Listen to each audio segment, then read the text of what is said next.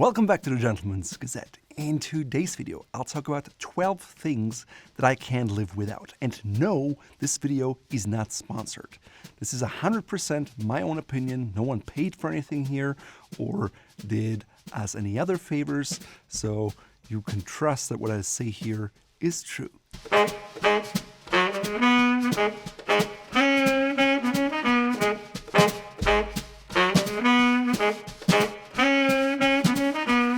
The number one thing on my list may seem mundane, but I put it there for a reason, and it's the internet. The thing that impresses me the most about it is that vast access to information in a very easy way. I was born in 1984, and so I had the privilege to actually grow up in a time when there was no internet. So I know what those pre-times actually used to be. I grew up in a small town in Germany. When I looked out my window, I could see the cows eating, and sometimes I'd even feed them. If I wanted to learn something about something, for example, clothes, I had to go to the local library and maybe find that one book they had about the topic, and otherwise I had to drive to the next bigger city, maybe find a store, but finding information or like-minded peers was really cumbersome and a lot of work before the internet. On a personal note, the internet really helped me stay in touch with Teresa, who I met in 2006 in the US, and we had done a long-distance relationship for 2.5 years, so it really helped us stay in touch. If you go back to the 80s, when my father emigrated from Brazil to Germany, he had to save up his 5 Deutschmark coins, then go to the phone booth and call his family for 10 minutes, all the while putting in coins into a slot. And that was it. When Teresa and I were apart, we had Skype at least, and then we would save up for plane tickets to go back and forth, and that's where all of our money went. Also, you wouldn't be watching this video right now without the internet, and the Gentleman's Gazette as it exists today wouldn't be around. So I'm really grateful for the internet. Just like with anything in life though, a big strength is also a potentially big weakness, and a blessing like the internet can also be a curse. If you haven't already done so, watch the documentary A Social Dilemma. I think it's on Netflix. Basically, the internet and social media in particular can be quite addicting. So for me personally, that means I really keep a check on my Instagram and my Facebook. I don't have notifications on my phone. I check them out maybe once a month or once every 2 months if I'm very intentional about it and I want to list something on Facebook Marketplace, for example, or I want to look up a particular friend. Otherwise, I try to focus my time on my family, maybe play a game or read a book to my daughter, and keep myself anchored in the real life while using the internet to reach other people, learn about men's clothing, new upcoming brands or trends that I otherwise probably would miss. Number 2 on my list I can't live without is an electric shaver.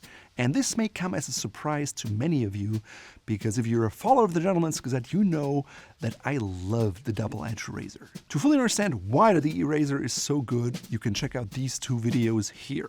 Hands down, the double-edged razor is fantastic, but the downside is it takes time. Now, I figured out the way to cut down on the time is to use the electric shaver in combination with a DE razor, so you get rid of all the stubble with the electric shaver, and then have 1 or at the most 2 passes with your DE razor. You get a perfectly smooth result in a faster time. Now, of course, you also have to invest more in gear, and while I said it, I realized I actually forgot to shave this morning, so maybe I have to do that after the video. Now, as far as electric shavers go, I have 2 of them. I have one from Braun, which is kind of a straight blade electric shaver, and then one from Philips with kind of 3 individual heads that are combined. I like the Philips more. I think it does a better job. I get a closer shave, and even those electric shavers can be used wet or dry. Now, wet gives you a better result, gives you a closer shave. It's better for your skin, there's less irritation. Dry gives you an inferior result, but it's the fastest. You don't need shaving cream, you don't need to lather anything up. It's just quick dry run, takes you 1 minute tops. Is the quality great? No. Is it good enough for most times? Probably. So at the end of the day, if I had to pick one shaving item, it would be the electric shaver over the double-edged razor, because in my life right now, time is of the essence, and I'm not in love with the shaving process. For other people, it's time to relax and unwind. In that case, by all means, go with a DE razor. If you just want the best quality, go with a DE razor or a straight razor. So the big question is, why do I shave in the first place? Well, I like the look, but more importantly, my wife loves the feel of it. And as you know, happy wife, happy life. Number 3 on my list is the yellow Got2B Hair Gel. I have really thick hair and poofy curls, and without any product in it, it looks like this. I know it's hard to believe if you see me right now with a slick back hair, but au naturel, it looks very different. In order to tame my hair and get the look I want, I tried numerous hair products, and Got2B is like this glue, it's like this white paste. It's pretty cheap, you find it at every drugstore, but it works for me.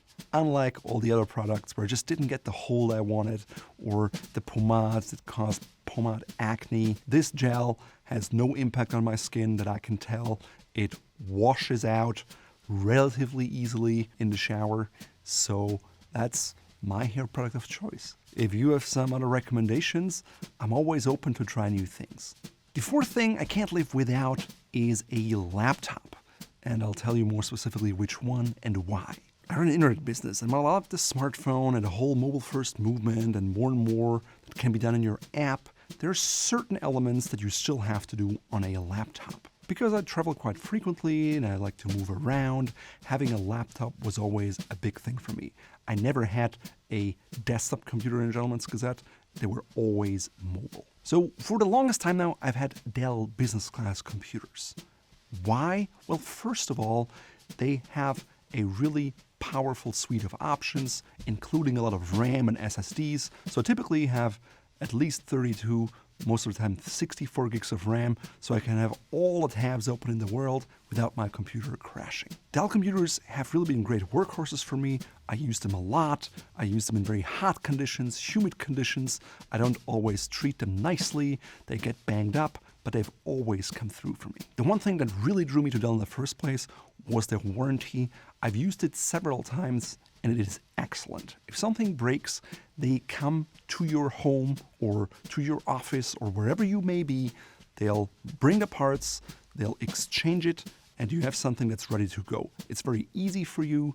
You don't have to go somewhere, you don't have to ship it somewhere, you don't have to wait in line, and that's the end of it. Best of all, their warranty is transferable, and so I would always buy these laptops refurbished, and I always really appreciated it about Dell. So what do I currently have? I have a fully decked out Dell Precision 7530. It's not the newest computer anymore, but typically it lasts about 3 to 4 years for me. Now, the big question you may ask, why don't you use Apple? Now, let me say that I really respect Apple. I like their design. I like what they've done for smartphones and technologies and pushing the envelope. I'm also not anti-Apple.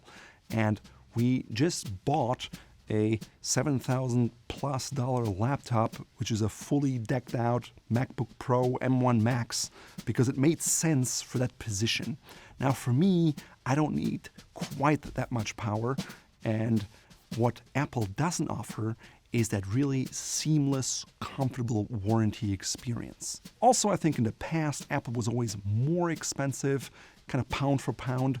Now, on the other hand, I have to say, these new MacBooks, they have extremely long battery runtime.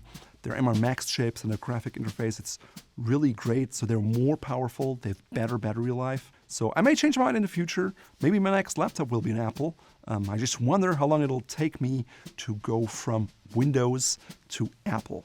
What do you think? Let me know in the comments. The fifth item on my list is a manicure set. Well, not just any manicure set, but one that has decent nail clippers, because I like a nail clipper, I don't like scissors, and a pair of quality tweezers. So what are the hallmark of quality clippers and tweezers? Well, for the clipper, it has to be robust. It shouldn't be flimsy. I like if it has a slim design, so I can easily store it and bring it along. And chances are you've seen these kind of nail clipper designs that are all over the place. That's just what you generally see. They work, but they're not particularly nice.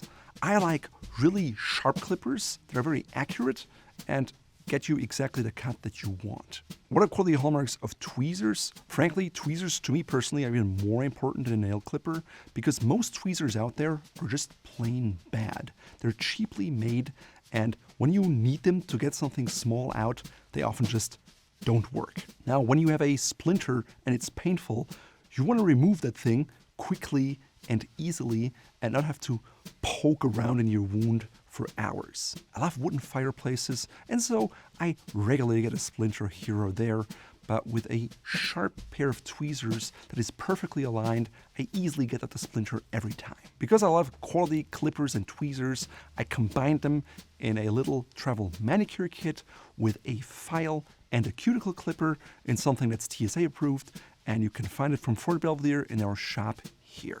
The sixth item on my list of things I can't live without probably won't surprise you, because it's my wardrobe. Yes, I admit it, I'm a clothes horse, and my closet and collection is way bigger than my wife's. Now you could say, well, do you really need such an expansive wardrobe?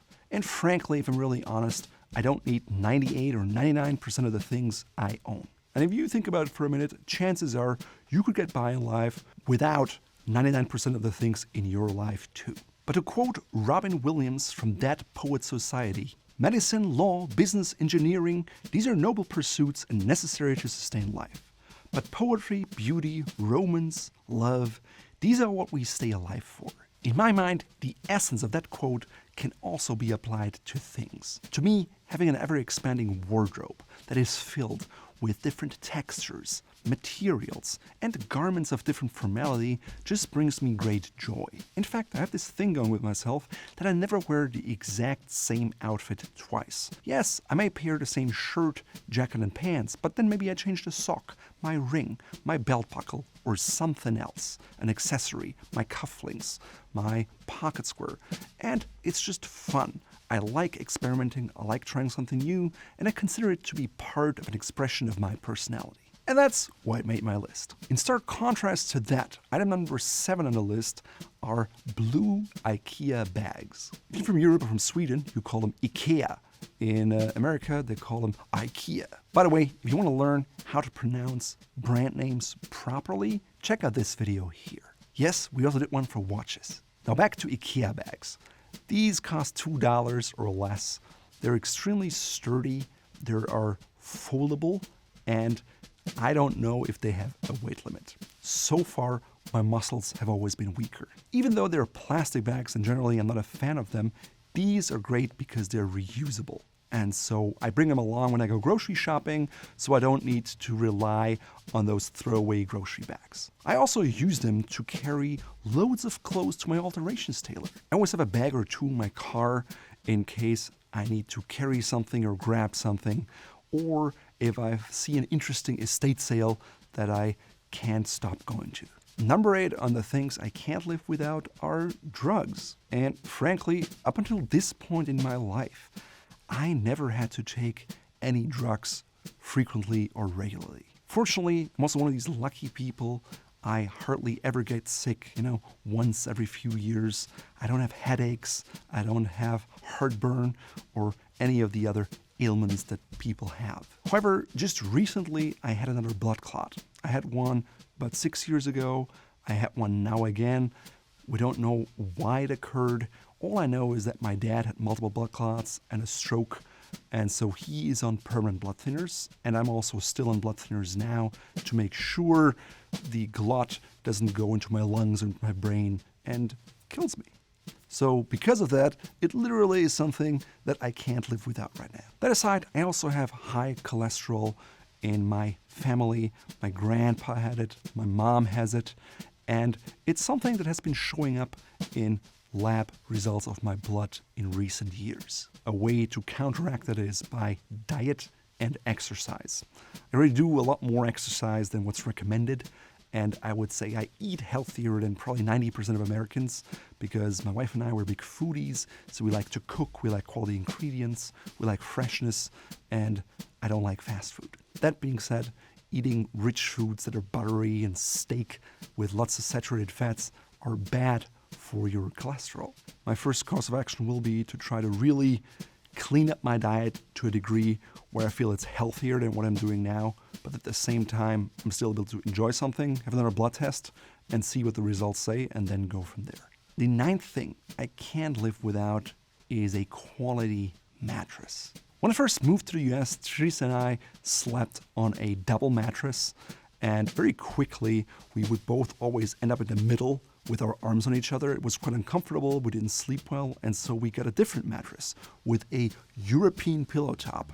I was from Europe and never heard about that at the time. But what it was actually a thick, kind of sewn-in layer foam pad. Turned out it was terrible, and not even 2 years in, we had the same issue. We were just sleeping on top of each other. A few years and many mattresses later, I can now say that a customized mattress that we got from Helix is really good. My side is optimized for my height, my weight, and my sleeping habits. The other side is optimized for Teresa's sleeping habits, weight, and so forth. And we both get the sleep that we want. And every time we come back from travel, we always rave about how great our mattress is. Now, a few years ago, I saw this Swedish company called Hästens, which has very luxurious mattresses. And I think their prices start at $15,000 and go all the way up to $60,000 for a mattress. Yes. And I haven't tested that one, so I can't speak to it.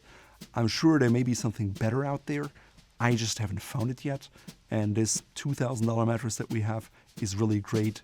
We had it for about 5 years now, and it's still going strong. Of course, the king size helps because you then have the space that you need, but we can still tell it's not sagging in the middle, which is exactly what we wanted. The 10th thing on my list I can't live without is a quality camera. My dad's number one hobby is photography, and so from an early childhood age, I was exposed to photography. I learned and picked up things on composition. I understood what ISO was and shutter speed and aperture. And so I was just more into it. Now, it was still my dad's number one hobby, so I also looked for other things to do. When I started the Gentleman's Gazette, though, it was of course important to have good photos. And so the first camera I bought after I had a desk and a laptop was an Olympus. That was all I could afford. But it served us well for the first few years. Later on, I upgraded to a Nikon D800 because we took all of our pictures for our product photography ourselves. I didn't hire a photographer. Then I got, I think, a D810, a D850, and then we switched to Sony. And today we have a Sony a7R IV, high-res camera, great for product photos. It's what we're filming with right now. We also have some other cameras from Sony, which are great, but I like that is a really good value proposition. There's nice lenses. We can use it for photography. We can use it for videography, and we don't have to invest in medium format systems like the ones from Hasselblad. Or now there's also Fuji or Leica, but that would cost a lot more, and the workflow would be quite a bit different. I still like to take my camera and take some shots, but I'm not one of those people who carries the camera with them all the time. That's my dad.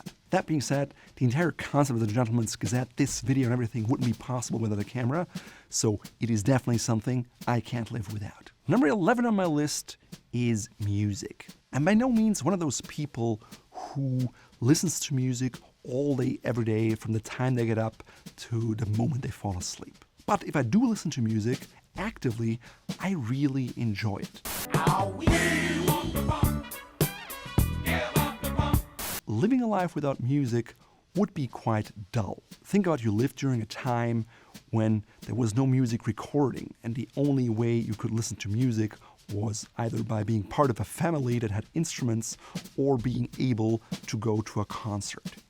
Crazy, right? I really like listening to piano music, and we have a player piano that I control by app, which is really, really nice. That way you don't rely on a stereo system, but you get the true sound of a piano. That being said, I also wanted to upgrade the way I listen to other music, and so I came across this channel of Andrew Robinson. I'd never heard of him before, but I just liked the way he unpretentiously reviewed audio gear together with his partner, Christy. Based on recommendations, I bought an Audiolab 6000A kind of receiver that allows me to use my phone to play music through it, which I then connect to some speakers, which I got from Klipsch. It's by no means any high-end audio system, but definitely a step up from what I had before. Last but not least, the 12th item on the list of things I can't live without is a quality office chair. Now, when I started Gentleman's Gazette in 2010, right after I had my laptop and my camera at my desk, I bought a desk chair. And it was a Herman Miller Aran.